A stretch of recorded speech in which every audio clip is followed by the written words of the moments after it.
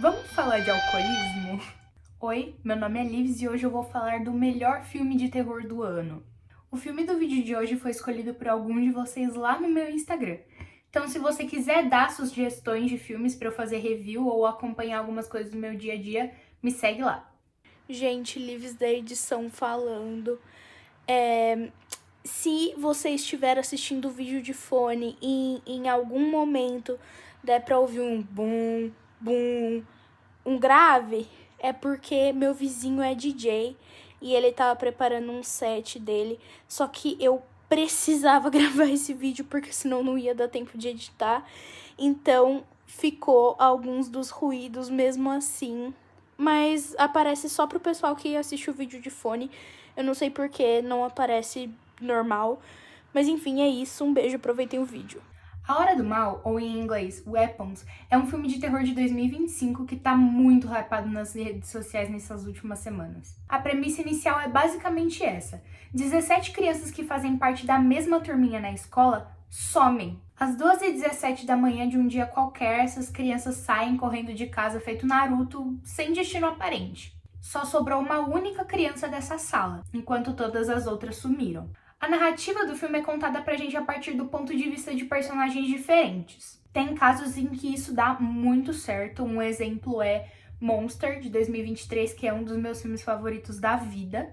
E casos que isso pode dar uma bosta colossal. Em A Hora do Mal, eu não sei muito bem como me sentir em relação ao uso desse recurso. A primeira personagem pela qual a gente testemunha essa história é a Justine, mas que eu, durante esse vídeo todo, vou chamar ela de Tadinha. A gente entende a importância da Tadinha para essa história quando é mostrada pra gente uma reunião de pais e mestres, onde os pais começam a questionar o porquê da Tadinha ainda tá dando aula. Ela era professora das crianças que sumiram e a maioria da cidade acha que ela tem algo a ver com isso.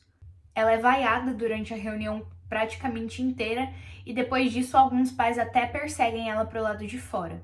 Logo depois disso a gente já percebe que a Tadinha é alcoólatra, porque logo depois dessa reunião ela vai para uma loja de bebida, porque aparentemente os Estados Unidos não conseguem ser normal e vender bebida alcoólica no mercado. E ela compra 2 garrafonas de vodka para beber sozinha. Ela sai da loja e vai para casa, ela só quer ficar sozinha e beber para afogar as mágoas de ser odiada por uma cidade inteira. E na casa dela, a Tadinha fica ouvindo umas batidas na porta. Só que aparentemente não tem ninguém lá. Mas as batidas continuam e isso deixa ela maluca. A Tadinha cata um spray de pimenta, abre a porta e sai pra ver se tem alguém. Ela não encontra ninguém, mas ela encontra o carro dela pichado. A palavra bruxa tá escrita gigante em vermelho na lateral do carro. Ela fica até de manhã tentando tirar a tinta do carro, ênfase no verbo tentar, porque ela fica a noite inteira esfregando e de manhã não tem nenhuma das letras que sai da lataria do carro dela. A Tadinha decidiu levantar, lavar o rosto e voltar para a escola para poder implorar pelo emprego dela. O diretor, que é um fofucho, entende a situação dela, mas ele acha que depois da reunião, a pichação no carro, talvez esse não seja o melhor momento para ela voltar a trabalhar. Entendendo que ela muito provavelmente não vai ter o emprego de volta, a Tadinha pede para pelo menos poder conversar com o Alex, que é o único menino que sobrou da turma dela. O diretor recusa o pedido imediatamente, ele fala que o garoto já tá traumatizado o suficiente e que se ela conversar com ele, talvez as coisas possam piorar. Ela fica tentando insistir, mas o diretor já deu a resposta final dele. Do lado de fora da escola, a Tadinha tá dentro do carro e fica observando o Alex sair da escola e ir até o ônibus. Meio stalker, na minha opinião. Depois desse rolê todo de ela tentar recuperar o próprio emprego, a Tadinha vai até a delegacia de polícia para denunciar o que fizeram com o carro dela. Enquanto um policial tá analisando a lataria do carro dela, ela vê um outro policial que ela conhece e acena para ele toda feliz. Mais tarde no dia, a Tadinha encontra com esse policial num bar e a gente descobre que o nome dele é Paul. Mas como pronunciar o nome dele em português fica ou Paul ou eu viro uma amenda e fico falando Paul o vídeo inteiro, eu vou chamar ele de Bigode. Enfim, a Tadinha abraça ele toda feliz e fica tentando convencer ele a beber com ela. Enquanto eles estão conversando e bebendo, a gente descobre que o Bigode é casado. Mas isso aparentemente não é um problema pra nenhum dos dois, até porque policial normalmente não costuma ter senso e gente bêbada apaixonada também não. Os dois vão até a casa da Tadinha e passam a noite lá. No dia seguinte, eles acordam e a Tadinha leva o Bigode de volta pro bar para ele conseguir buscar o carro dele e ir pro trabalho. Durante o caminho eles discutem porque a tadinha tá preocupada com o paradeiro das crianças que não apareceram até agora e ele aparentemente não dá a mínima. Ela deixa ele lá pra buscar o carro e sai fula da vida. A tadinha volta pra escola e continua com aquele mesmo comportamento de stalker de antes. Mas ao invés de só observar o Alex entrando no ônibus, ela persegue o busão até chegar na parada do menino e persegue ele até chegar em casa. Não satisfeita em seguir e importunar o Alex, ela vai até a casa dele, bate na porta, bisbilhota pelas janelas que estão cobertas de jornal e quando ninguém responde, ela faz a coisa mais lógica possível. Ela abre o portão do quintal e invade a propriedade de uma família. Mas eu respeito o espírito de fofoqueira dela. Ela fica tentando bisbilhotar pela janela lá do fundo, ver se ela vê alguma coisa, mas ela só vê a silhueta dos pais do Alex e leva um baita susto. Então ela decide ir embora. Como já é de rotina pra tadinha, ela vai até a loja de bebida buscar um negócio, né, pra deixar ela manguaçada. E lá ela encontra a dona, que é a esposa do Bigode. A mulher tá revoltada e com razão, né, foi corna. E começa a gritar com a tadinha. Mas não satisfeita, ela também abre uma garrafa de bebida e joga. Eu acho isso meio injusto, porque assim, na moral, a culpa da traição não é só da tadinha. É do Bigode também, que é um cafajeste, que é casado e que sabe que não pode se envolver com outras pessoas. Não dizendo que as amantes não têm culpa nenhuma nas traições, mas assim, vamos concordar que o maior filho da puta da situação é o casado, né? Enfim, a tadinha compra as bebidas dela e volta pra casa pra assistir série. Ela finalmente decide dormir e no que ela dorme, ela tem um pesadelo bizonho com Alex. No dia seguinte, a tadinha segue o garoto de novo e dessa vez ele grita com ela, pedindo pra ela parar de seguir ele. Então ela vai lá e fica acampada no carro na frente da casa dele. Mas pelo menos dessa vez ela não tava invadindo a propriedade de novo. Já de noite, enquanto a tadinha tá capotada no carro, abre-se a porta da casa do Alex e alguém sai de lá de dentro. Essa silhueta sai da casa, vai até o carro, entra no banco de trás e corta um pedaço do cabelo da tadinha. Guarda isso pra depois que vai ser importante. Mas pensando aqui, o fato de ter entrado uma pessoa no carro dela me faz pensar se ela é qualificada o suficiente pra dar aula pra crianças. Porque assim, se você tá numa situação em que talvez você precise dormir no seu carro, talvez a melhor opção seja trancá-lo, certo?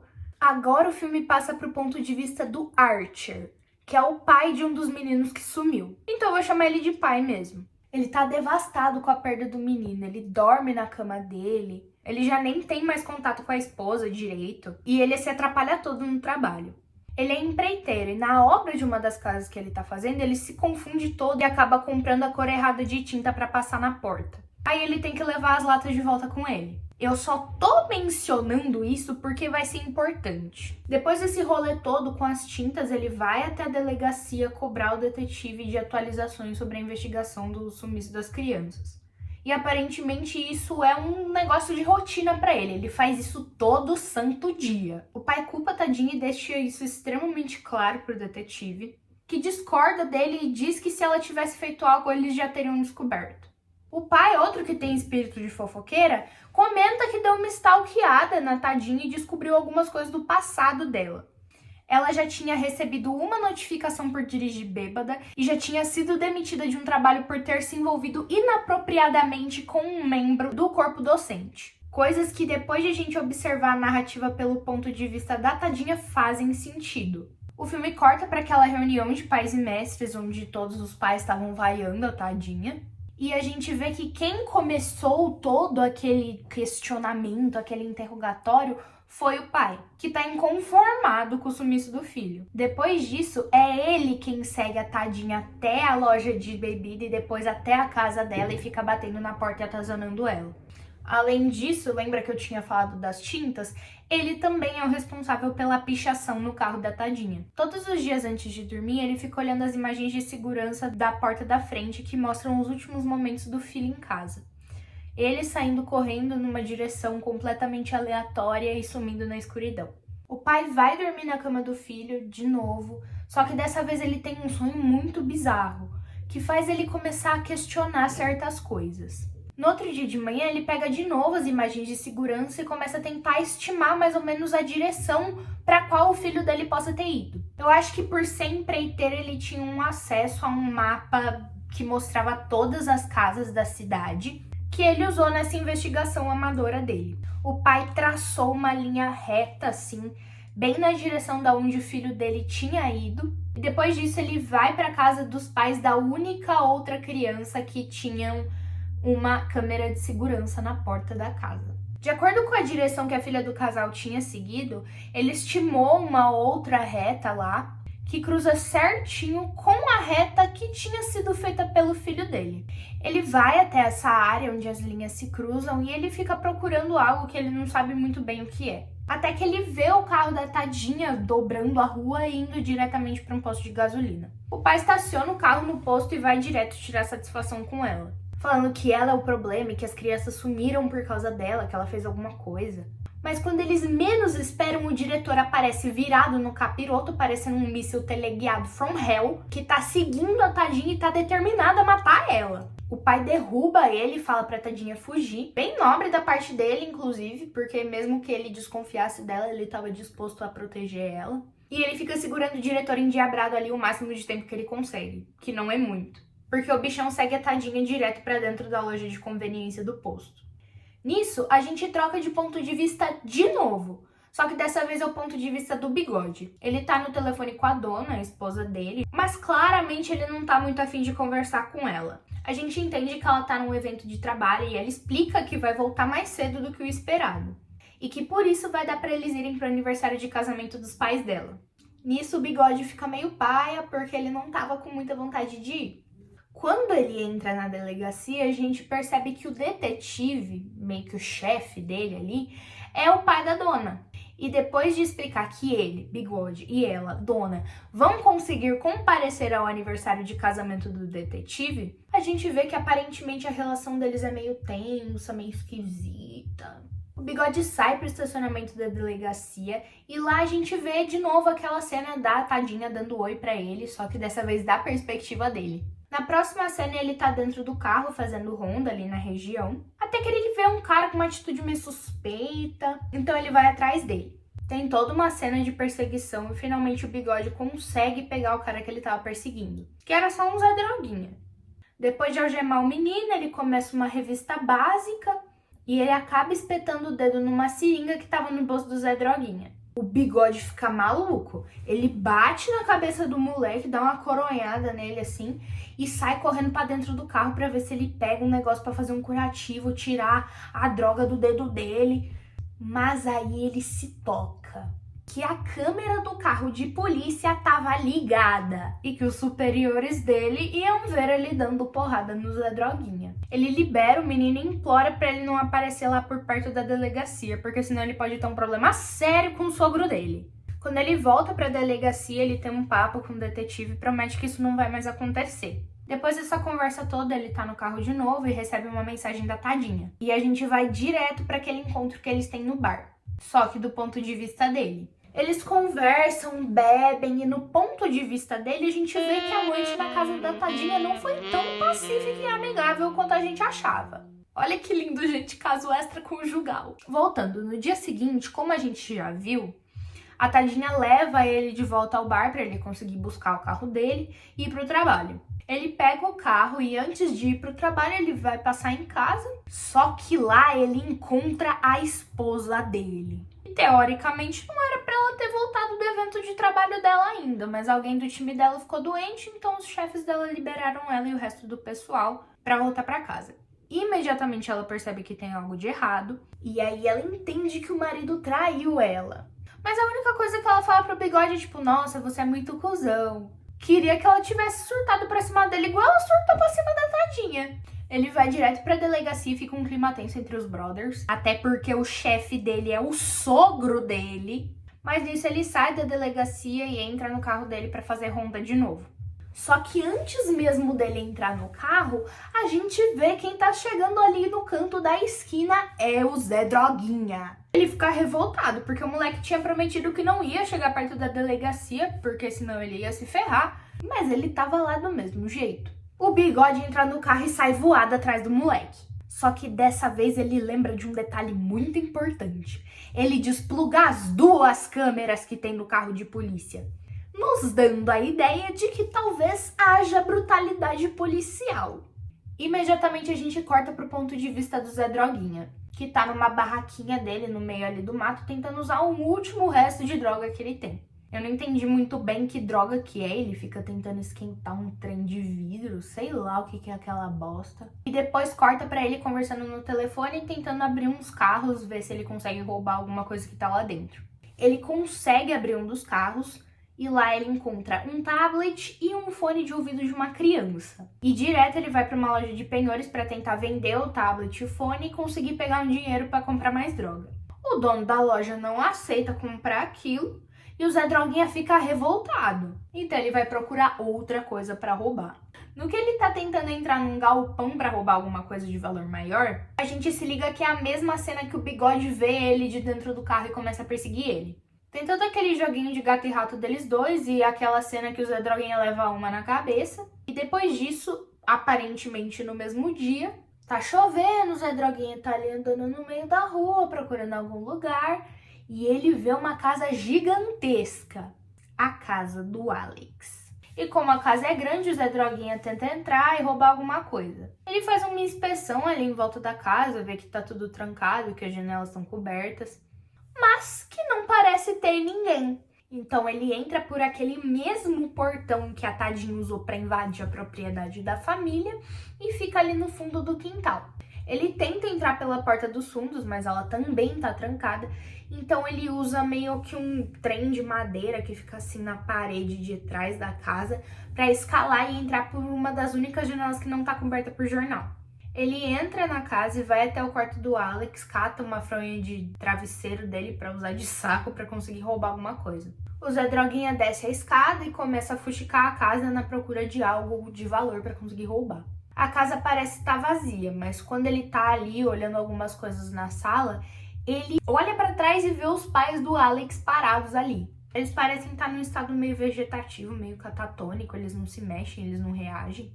O Zé Droguinha leva um baita susto, mas como eles não se mexem e não respondem a nenhum tipo de estímulo, ele fala, foda-se, tá de boa, vou continuar procurando alguma coisa. A escolha dele foi as pratas / talheres da família.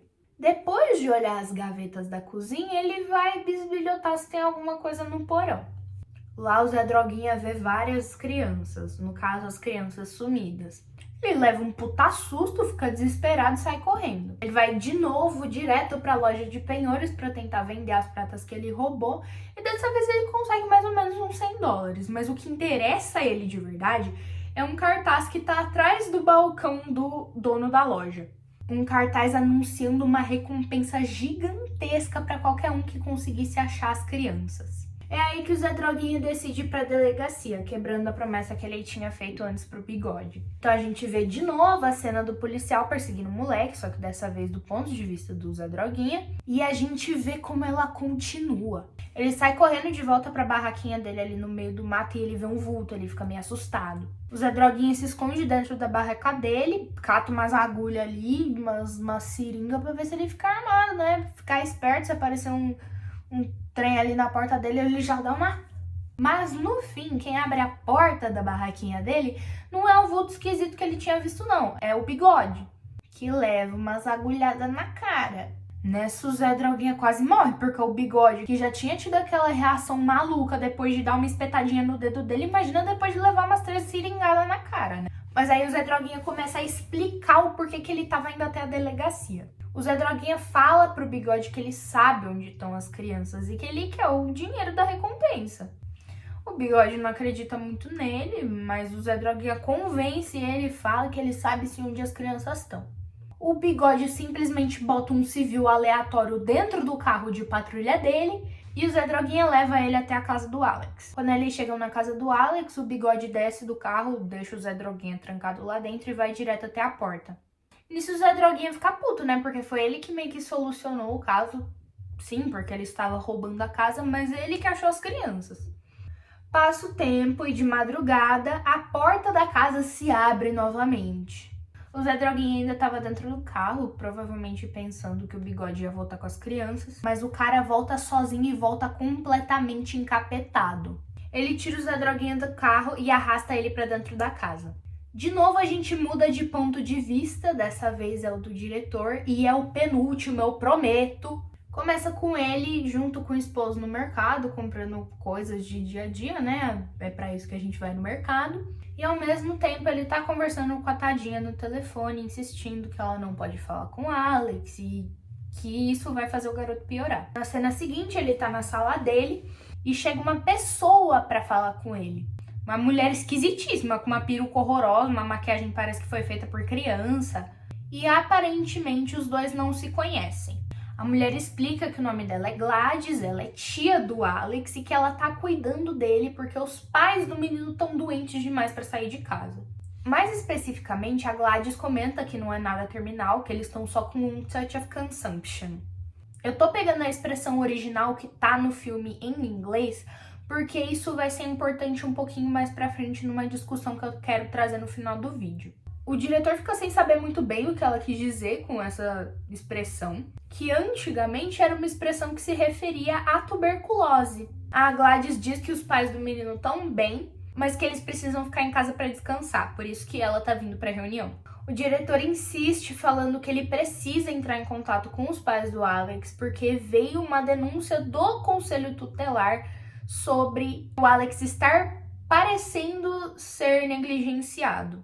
O diretor só tenta seguir o protocolo, ele fala pra Gladys que ele inclusive não pode contar pra ela quem fez essa denúncia e que ele não acha que tem nada de errado acontecendo com o Alex, mas que seria muito importante ele entrar em contato com os guardiões dele, porque ele não quer precisar envolver o conselho tutelar nessa história. A Gladys fica completamente irritada por ele não poder contar pra ela quem fez essa denúncia, e dá pra ver isso na cara dela. Depois dessa cena, o diretor tá comendo com o esposo dele na sala da casa deles, assistindo um documentário, inclusive muito interessante, sobre o Cordyceps e as formigas, a relação entre eles.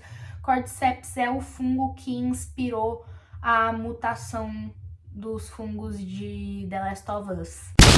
Até que alguém bate na porta e esse alguém é Dona Gladys. O marido do diretor, que é um fofo, deixa ela entrar e ela começa com uns papos esquisitos de que ela tá com sede. Aí eles vão dar um copo d'água pra ela fala que não é um copo, ela precisa de uma bacia d'água. E do nada, pá, ela tá se cortando com galho. O marido do diretor vai tentar ajudar ela, pegar um pano pra entregar pra ela, só que ela vai lá e corta um pedaço do cabelo dele. A gente já viu isso antes. Nisso já ferrou o trem todo. O sangue, a água, o galho, o cabelo. A Gladys conjura um feitiço e é por esse motivo que a gente tem aquela cena do diretor malucão virado no capeta indo atrás da Tadinha. O diretor fica todo malucão, vomita um negócio preto na cara do próprio marido e sufoca ele até a morte. Lembra que eu tinha comentado mais cedo no vídeo que era pra guardar a informação de que o cabelo da Tadinha tinha sido cortado ali no carro? Então, isso volta aqui. A Gladys pega o pedaço de cabelo que ela cortou da Tadinha e enrola naquele galho dela. E é isso que faz o diretor virar aquele míssil teleguiado from hell e seguir ela até os confins do universo com o objetivo de matar ela. O diretor vai correndo até o posto, ataca a Tadinha, o pai segura ele no chão, ela corre pra dentro da loja de conveniência e ele corre atrás. O cara lá dentro da loja é tão útil quanto uma planta de plástico, não ajuda ninguém, não chama a polícia. E quando o diretor encapetado tá quase conseguindo pegar a Tadinha, o pai entra na loja e voa em cima dele. O pai manda a Tadinha correr, ela sai correndo e vai pro carro dela. Ela compreensivelmente sai cantando pneu porque ninguém merece ser seguido por uma coisa feia daquela. Gente, sério, esse diretor capetudo tá a coisa mais feia do universo. Eu posso até não entender muito bem de efeitos visuais, mas que porra foi essa cara horrível que colocaram nele? E não horrível de assustador, horrível de feio, tipo, que coisa é essa que está na minha tela? Na cena seguinte a gente vê que o diretor foi atropelado por uma mulher enquanto ele tava tentando seguir a Tadinha. Ele literalmente perde a cabeça, uma vibe meio hereditário, e depois disso o filme corta para um hospital de noite. O pai tá saindo do hospital porque ele ficou todo fudido, bagunçado, depois de ter que segurar o diretor capeta. E a tadinha tá esperando por ele ali no lobby, porque também ela ficou machucada durante a perseguição toda, teve que ir no hospital. Os dois saem de lá juntos e começam a conversar. Nesse papo rápido dos dois, a tadinha comenta que ela nunca tinha visto ele daquele jeito, que o jeito que ele tava correndo era muito esquisito.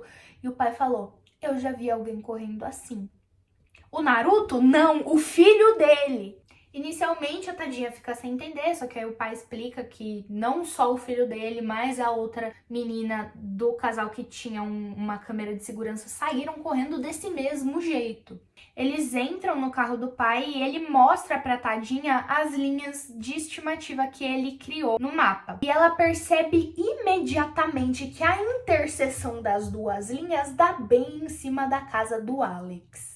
Finalmente chegamos no último POV.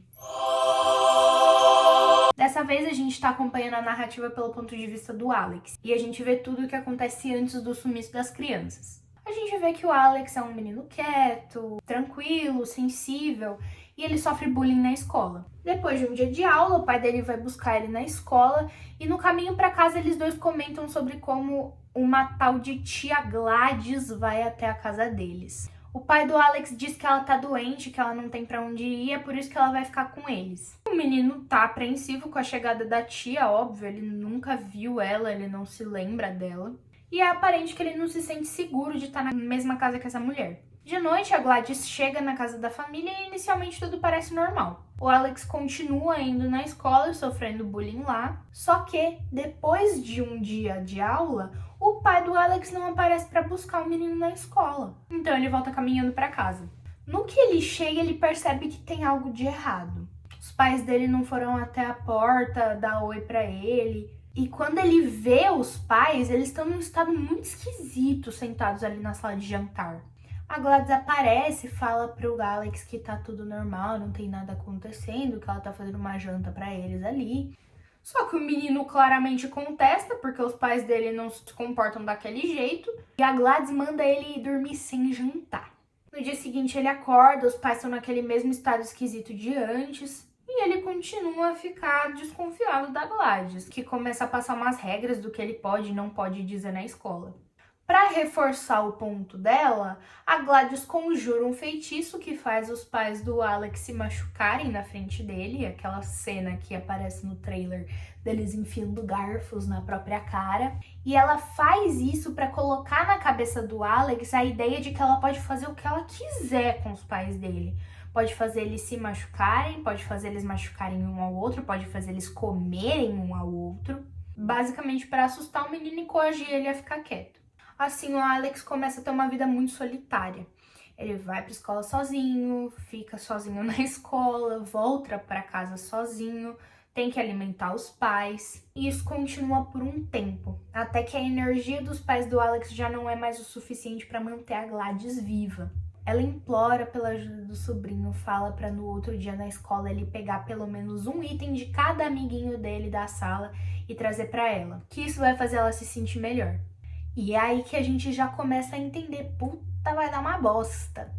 No dia seguinte, o Alex fica meio que analisando quais itens ele pode pegar de cada aluno, mas no fim ele acaba optando pelos itens mais fáceis, as etiquetas de nome de cada um dos alunos. Ele leva essas etiquetas de volta para Gladys e é aí que tudo dá errado. Com essas etiquetas, a Gladys conjura o feitiço que começa toda a história do filme. As crianças saem correndo de suas casas e vão diretamente para a casa do Alex e correm direto pro porão. Elas servem de energia vital para Gladys e são mais bocas ainda que o Alex vai ter que alimentar sozinho. No dia seguinte, ele é a única criança da sala. A gente vê um pouquinho da investigação de polícia do que tá acontecendo e como a Gladys fez para cobertar toda essa maracutaia dela. E nos dias que seguem, a gente vê essa mesma rotina triste e solitária do Alex. Ir pra escola sozinho, passar o dia sozinho na escola, voltar sozinho e alimentar zilhões de bocas. Até que um dia ele chega em casa e tem um carro de polícia parado na frente da casa dele. Ele entra na sala e o Bigode e o Zé Droguinha estão parados na sala dele. E a Gladys aparece mandando ele guardar tudo que ele tem, porque eles vão embora amanhã cedo. Ela também manda ele não ultrapassar a linha de sal que ela fez no corredor entre o quarto dela e o quarto do Alex. No dia seguinte, o Alex acorda e vê o carro do pai parado na frente da casa dele. Dentro do carro, o pai e a Tadinha conversam sobre o carro de polícia que está estacionado ali na frente. E eles tentam decidir qual vai ser o curso de ação dos dois. A porta da casa abre, o Bigode sai lá de dentro e parece chamar eles para dentro da casa. Eles caem na armadilha e entram na casa do Alex, mas ali eles já estavam ferrados. A Tadinha cruza uma linha de sal que a Gladys tinha feito perto da porta da frente e isso meio que engatilha o Bigode e o Zé Droguinha a ativarem a versão demônio e atacarem. Pouco tempo depois, no andar de cima, o Alex cruza a linha de sal que a Gladys tinha feito lá no corredor. E nisso os pais dele vêm correndo atrás do menino. No andar de baixo, a luta fica física entre os humanos e os mísseis teleguiados From Hell. E o Zé Droguinha acaba empurrando o pai para a porta do porão. E nisso ele vê todas as crianças. No andar de cima, o Alex entra em um dos banheiros para tentar despistar os pais. E finalmente ele consegue se trancar no quarto da Gladys, para tentar achar um jeito de fazer os pais dele voltarem ao normal. Na cozinha, a Tadinha e o Bigode estão tendo um embate físico lá, e a Tadinha acaba usando a arma dele contra o próprio Bigode. Ela mata ele para conseguir se salvar, e pouco tempo depois mata o Zé Droguinha também. No que ele tá livre, o pai entra no porão pra tentar procurar o filho dele. Mas lá dentro ele leva um puta de um jumpscare da Gladys, que rouba o colar que ele tava usando. E nisso ele tá ferrado. Ela conjura um feitiço e isso faz ele virar o próximo míssil teleguiado From Hell. Enquanto isso, a Tadinha tá na cozinha observando o que ela fez com o Bigode ali no chão. Lá em cima, o Alex pega o galho e a peruca da Gladys, tira um fio do cabelo real dela dali de dentro e começa a conjurar um feitiço. De volta na cozinha, a Tadinha começa a ser sufocada pelo pai e a Gladys fica lá parada observando que nem uma sádica. E o Alex finalmente termina de fazer o feitiço. Literalmente todas as crianças que estavam dentro do porão viram mísseis teleguiados From Hell. E eles começam a perseguir a Gladys, obviamente.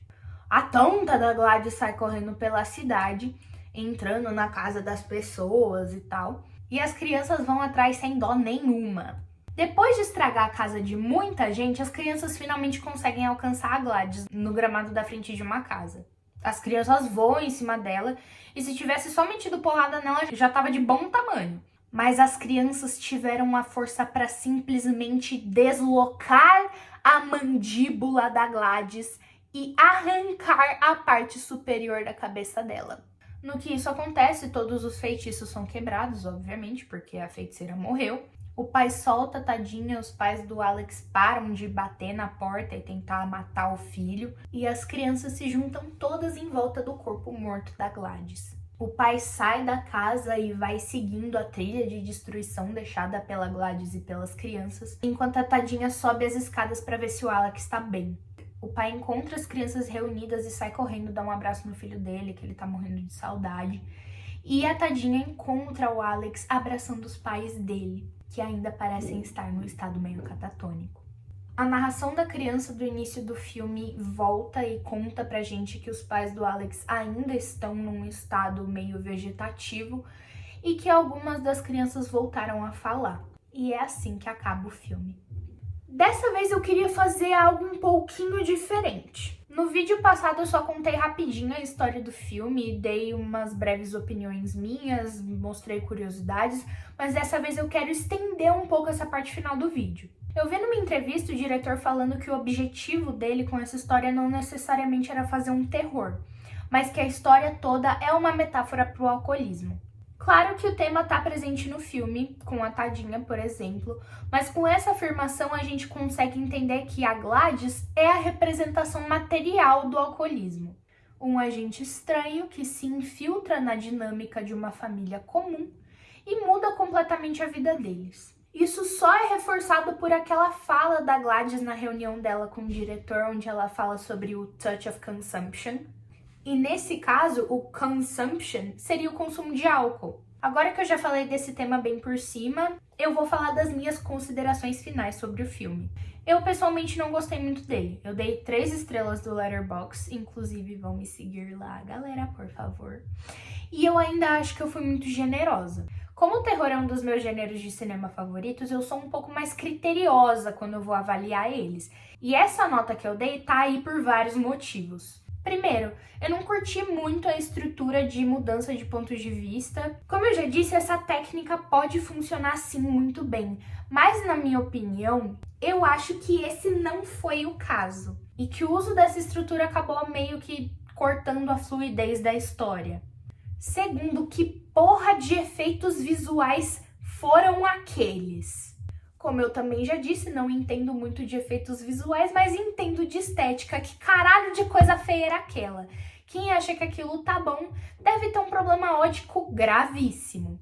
Terceiro motivo e último, eu acho que o roteiro desse filme tá muito incongruente. Eu pensei que era só eu, porque eu vi muitas pessoas que gostaram do filme e alguns amigos meus gostaram do filme. Mas eu fui pesquisar e aparentemente não sou só eu que notei esses defeitos. O roteiro tem furos enormes e o próprio diretor admite isso em entrevista. Ele fala que pra ele isso não tem problema nenhum. Mas tem sim. Se você se dispõe a lançar um projeto no qual você não corrige erros que são facilmente corrigíveis, eu não acho que esse é um projeto que possa ser levado a sério. Jamais que minha professora de roteiro ia me deixar continuar com um projeto que tem erros que eu, como roteirista, posso sim eliminar do meu texto.